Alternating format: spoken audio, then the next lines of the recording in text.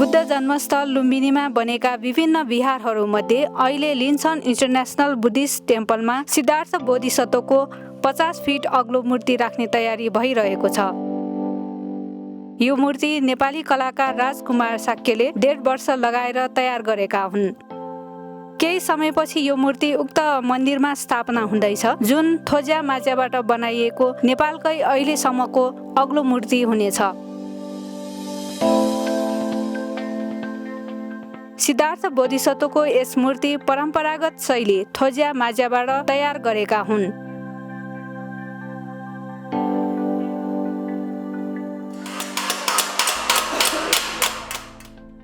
यो एउटा परम्परागत मूर्ति बनाउने तरिका हो, जसमा 4 किसिमको प्रविधि प्रयोग गरिएको छ।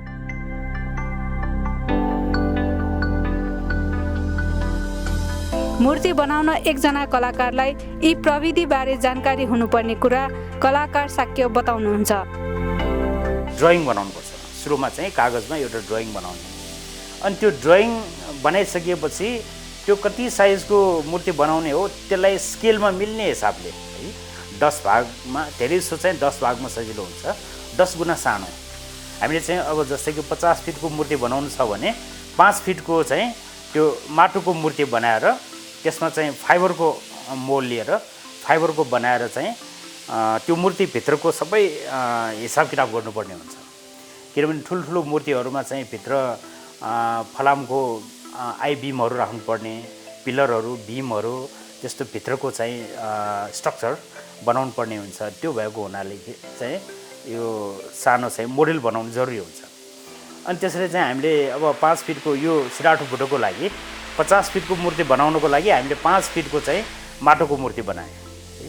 अनि माटोको मूर्ति बनाएर चाहिँ उहाँ चाहिँ यो अर्डर दिने उहाँ एकजना गुरुआमा हुनुहुन्छ, भियतनामिज गुरुआमा हुनुहुन्छ। उहाँलाई चाहिँ त्यो मूर्ति देखाएर उहाँलाई चाहिँ चित्त नबुझेसम्म त्यो माटोको मूर्तिमा चाहिँ हामीले त्यो माटोको बनाएर उहाँलाई चाहिँ देखाउनु पर्ने हुन्छ है। अनुहारको विषयमा भयो, हातको विषयमा भयो है। अब साइज त यकिन भइहाल्यो।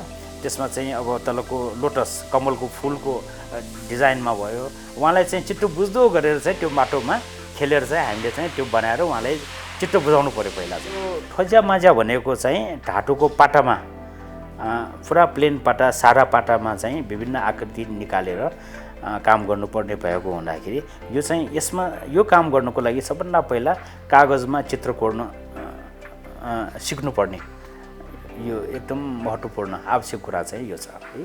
भन्दाखेरि यो चाहिँ पहिला चाहिँ कागजमा बुट्टाहरू कोर्ने, कागजमा मूर्ति कोर्ने, मूर्तिको चाहिँ भागहरूको हिसाब गर्ने।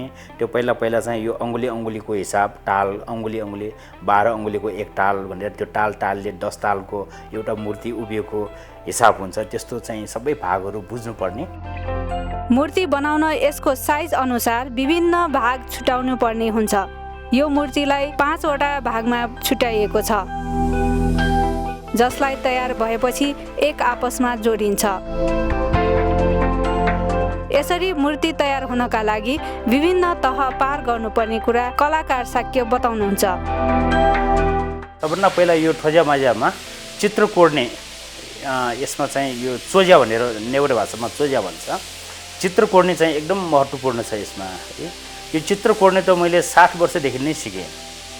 अनि 60 वर्षको बच्चा बेलादेखि नै यो चित्र कोर्दै बुट्टाहरू कोर्दै हामीले चाहिँ यो काम सिक्दै गएँ। त्यसपछि चाहिँ यस्तै यो पाटामा चाहिँ पूजा थालीहरूमा चाहिँ बुट्टाहरू कुन्ने, कटाज्या भन्छ, त्यसरी कुन्ने कामबाट फेरि अर्को तहमा सुरु हुन्छ। अनि त्यसपछि फेरि अब मूर्तिहरू बनाउने, यो पाटालाई चाहिँ उठाएर बनाउने, त्यसलाई थ्वज्या भन्छ। त्यो थ्वज्याको काम पनि बिस्तारै मैले सुरु गर्दै गएँ। अनि मैले चाहिँ यो सुरु गर्दा करिब मलाई 60 वर्षको उमेरदेखि करिब 10 वर्षसम्म लाग्यो होला। 17 वर्षको उमेरमा चाहिँ झनै मैले चाहिँ यो काम झनै पुरा सिकेको जस्तो भयो। भन्दाखेरि यो सिक्नलाई करिब मलाई चाहिँ 10 वर्ष लाग्यो। अनि यसरी चाहिँ तामा पाटाको चाहिँ यो कम्प्लिट यसरी टुक्रा त्यो फलामको फ्रेम माथि राखिसकेपछि त्यो सबै जोड्नेहरूमा चाहिँ फेरि हामीले चाहिँ वेल्डिङ गर्ने। अहिले हाम्रो ग्यास वेल्डिङ छ। ग्यास वेल्डिङले चाहिँ पुरै त्यो पाटाको जोड्नेहरूलाई पुरै भरेर वेल्डिङ भरेर चाहिँ त्यसलाई चाहिँ पानीभित्र नचुइने हिसाबले त्यसरी फुल वेल्डिङ गर्नुपर्छ। अब वेल्डिङ गरिसकेपछि अब त्यहाँ जरान नभएसम्म त यो एक ढिका भएको हुँदैन। यहाँ अब जति गर्न सकिन्छ यो वर्कसपमा कारखानाभित्र गर्न सक्ने चाहिँ त्यति वेल्डिङ यहाँ गर्ने, अनि त्यहाँ जरानको लागि त्यहाँ गएर साइडमै गएर त्यहाँ फिटिङ गर्दै गर्दै फेरि पुरा चाहिँ वेल्डिङ गर्नुपर्छ। त्यो गरिसकेपछि अनि यसलाई फेरि एकचोटि चाहिँ यो ग्राइन्डिङ लगाएर खाक्सीले चाहिँ यसलाई चिल्लो पारेर ल्याउनुपर्छ। माथिदेखि नै सबै फिटिङ भइसकेपछि माथिदेखि चिल्लो गरेर चाहिँ यसलाई पोलिस गरेर चाहिँ ल्याउने फिनिसिङ काम चाहिँ त्यहाँ साइडमा गएर गर्नुपर्छ। यसरी चाहिँ यो मूर्तिको काम चाहिँ पुरा हुन्छ। मूर्ति तयार भइसकेपछि यसलाई फिनिसिङ गर्नु अति आवश्यक छ, जसले मूर्तिलाई हेर्दा आकर्षक बनाउन मद्दत पुग्छ। फिनिसिङ कसरी गर्ने भन्ने बारेमा कलाकार भन्नुहुन्छ। गुरुआमाले चाहिँ अब सुन लगाउने हो कि रङ मात्र लगाउने हो, उहाँको चाहिँ बजेटको पनि केही अब उहाँको हिसाब गर्नुहुन्छ होला। सुन लगाउनु पर्यो भने त अब धेरै बजेट लाग्ने भयो। उहाँले चाहिँ बजेटले सक्नुहुन्छ भने उहाँले सुन लाउने भनेर चाहिँ एकचोटि भन्नुभएको थियो। अब यदि सुन लाउन सकेन भने चाहिँ यसलाई अर्को किसिमको चाहिँ हाम्रो सुनको पाटा, सुनको चाहिँ पेपर जस्तो हुन्छ त्यस्तो तास्ते पनि एकचोटि कुरा भएको थियो। त्यो चाहिँ यहाँ पारो यो लगाएर सुन लगाउने जुन नेपालको प्रविधि छ त्यसमा चाहिँ अलिकति धेरै महँगो पर्ने हुन्छ। त्यो भन्दा चाहिँ त्यो सुनको पाटा चाहिँ त्यो टाँसेर लगाउने चाहिँ त्यो अलिकति कम खर्चिलो हुन्छ, त्यो लाउने पनि कुरा भएको छ। यदि त्यो पनि लाउन सकेन भने चाहिँ मैले चाहिँ त्यो यो मेटलमा लगाउने चाहिँ मेटालिक कलर बनेको हुन्छ, मेटलबाटै बनेको रङ हुन्छ, त्यो रङ चाहिँ म लगाइदिन्छु भनेर चाहिँ मैले भनेको छु। यसमा अब आँखाको र यो केसको हिसाबमा चाहिँ रङै लाउनु पर्ने हुन्छ। हामीले हेर्दाखेरि पनि राम्रो हिसाबले रङै लाउनु पर्ने हुन्छ।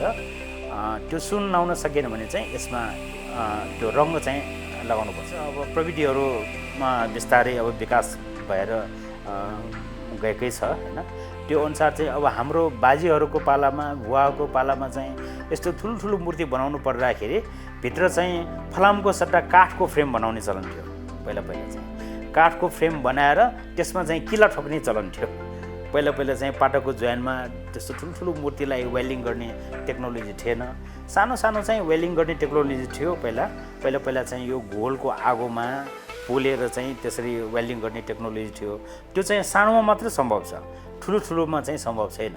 अब ठुलोमा चाहिँ अहिले यो जुन ग्यास वेल्डिङको टेक्निक छ, यो फलामको फ्रेम बनाउने हैन आर्क वेल्डिङको टेक्नोलोजी छ, त्यो आएको भएर चाहिँ अहिले ठुलो मूर्तिमा पनि पुरा वेल्डिङ गरेर चाहिँ बनाउन सक्ने स्थिति छ। अब यो फलामको फ्रेमको टेक्नोलोजी भएको भएर चाहिँ अब यसमा त अब 100औं फिट मात्र होइन 1000औं फिट ठुलो मूर्ति बनाउनु परे पनि यसमा केही समस्या छैन। ठुलो मूर्तिहरू बनाउनलाई चाहिँ अहिले यो फलामको आर्क वेल्डिङ टेक्नोलोजी र यो पाटामा चाहिँ ग्यास वेल्डिङको टेक्नोलोजी भएको भएर यो पहिलाको भन्दा अब धेरै अब क्वालिटीमा पनि राम्रो, यो पानी पनि नचुइने, जोइनहरू पनि नदेख्ने गरेर चाहिँ अहिले गर्न मिल्ने यो टेक्नोलोजीले चाहिँ अब पहिलाको र अहिलेकोमा धेरै फरक देखेको छ।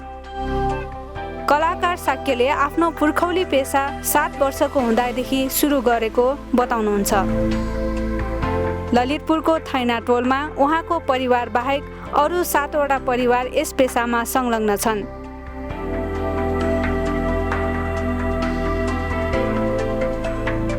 यो पेसा कहिलेबाट सुरु भयो भन्ने बारेमा उहाँले भन्नुभयो। हामीले चाहिँ अब इतिहास हेर्ने यसको कुनै माध्यम त छैन, तैपनि हाम्रो चाहिँ नेपालको यो उपत्यकाभित्र चाहिँ यो ठोज्या माझ्याको प्रविधिबाट विभिन्न पुराना मन्दिरहरूको गजुरहरू, मन्दिरहरूको तोरणहरू, ढोकाहरू र मूर्तिहरू, त्यो मूर्तिहरूलाई चाहिने चाहिँ पूजाका सामानहरू तिनीहरूको लागि चाहिँ यो ठोज्या माझ्या प्रविधिबाट बनेको पाइन्छ भन्दाखेरि चाहिँ यो लिच्छवीकालतिरबाट यो प्रविधि सुरु भएको देखिन्छ। हस्तकलाका अरू कलाकृति जस्तै यसमा पनि युवाहरू लागि परेका छन्। नेवारहरू मात्र होइन, यसमा अरू समुदायका मानिसहरू पनि पेसामा लागेको उनी बताउनुहुन्छ।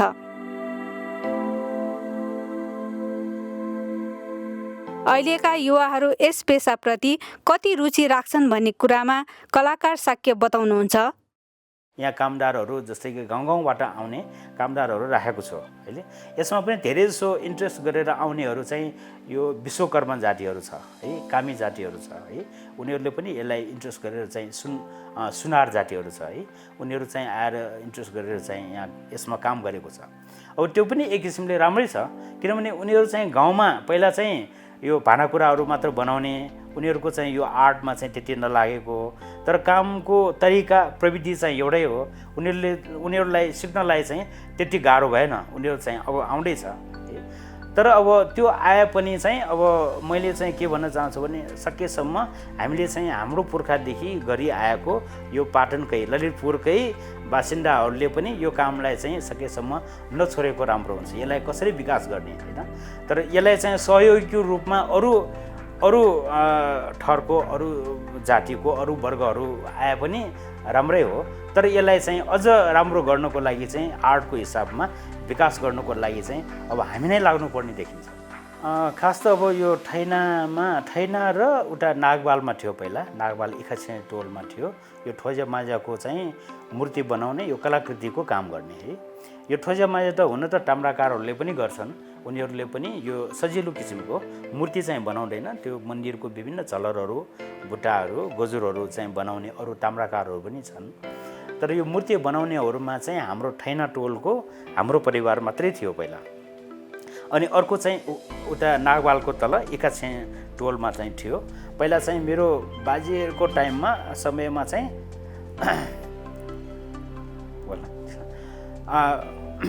पहिला चाहिँ अब हाम्रो बाजे बराजुको समयमा चाहिँ उता एकाछे टोलको त्यहाँको मान्छेहरू र हाम्रो बाजेहरू चाहिँ सँगै मिलेर त्यहाँ तिब्बतमा काम गरेको पहिला एउटा इतिहास थियो। त्यहाँ तिब्बतमा काम गरेर सँगसँगै काम गरेको भएर चाहिँ उहाँहरूले पनि अहिले पनि गर्दै हुनुहुन्छ। उहाँ चाहिँ उता एकाछेमा 2 परिवार छ, अनि हाम्रो चाहिँ यता ठैना टोलमा चाहिँ हाम्रो 3 परिवार थियो। अब 3 परिवारमा अझ मेरो परिवारमा चाहिँ अब मेरो भाइहरूले पनि सिकेको छ, 2 जना मेरो भाइहरू पनि भयो। अब चाहिँ फेरि यो ठ्वज्या माझ्याको प्रविधिको हिसाबले यो काम गर्ने ठैना टोलमा पनि अब 6 परिवार भएको छ अहिले। 6 परिवार, अझ एउटा परिवार मैले पनि सिकाएको छु, मैले मेरो दाजुको छोरालाई पनि सिकाएको छु, त्यहाँ पनि गरेको छ। भन्दाखेरि अहिले अझ 60 परिवार नै भएको छ। पहिले भन्दा चाहिँ अलिकति अझ बढेकै भन्नुपर्छ। भुटानमा बनाएको 150 फिटको गुरु पद्मसम्भवको मूर्ति तयार गरिसकेपछि उहाँलाई यो मूर्ति बनाउने अर्डर आएको थियो। उनले बनाएका मूर्ति चैत्य नेपालका विभिन्न विहार मन्दिर लगायत चीन, तिब्बत, अमेरिका, इटाली, कोरिया आदि विभिन्न देशमा राखिएका छन्, जसले नेपालको हस्तकलालाई प्रवर्धन गर्न मद्दत पुगेको कुरामा दुई मत हुन सक्दैन।